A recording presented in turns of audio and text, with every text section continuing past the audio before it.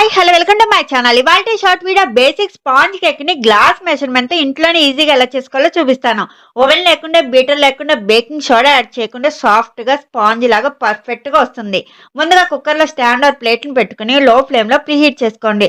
ఇప్పుడు mixie jar లోకి 3 glass sugar ని 4 యాలకుల్ని యాడ్ చేసుకుని ఫైన్ పౌడర్ లా గ్రైండ్ చేసుకుని పక్కన పెట్టుకోండి.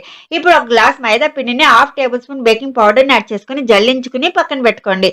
వేరే బౌల్ లోకి 1 గ్లాస్ షుగర్ పౌడర్ ని 1 గ్లాస్ బ్రేక్ చేసుకున్న 5-6 ఎగ్స్ ని అర గ్లాస్ గీని యాడ్ చేసుకుని ఎక్కడ ఉండలు లేకుండా బాగా కలుపుకోండి. ఇప్పుడు కొంచెం పిండిని యాడ్ చేసుకుంటూ ఉండలు లేకుండా కలుపుకోండి. ఇప్పుడు కేక్ మౌల్డ్ లోకి బటర్ పేపర్ పెట్టి ఆయిల్ ఆర్ గీతో గ్రీస్ చేసుకుని కేక్ బ్యాటర్ యాడ్ చేసుకోండి.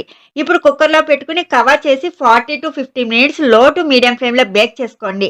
ఇలా టూత్ పిక్ గుచ్చి క్లీన్ గా ఉంటే బయట తీసి చల్లారనివ్వండి. ఇప్పుడు సైడ్స్ ని నైఫ్ తో సెపరేట్ చేసి మౌల్డ్ ని తిప్పితే ఈజీగా వచ్చేస్తుంది. మరి మీరు కూడా ట్రై చేసి ఎలా వచ్చిందో నాకు కామెంట్స్ లో చెప్పండి.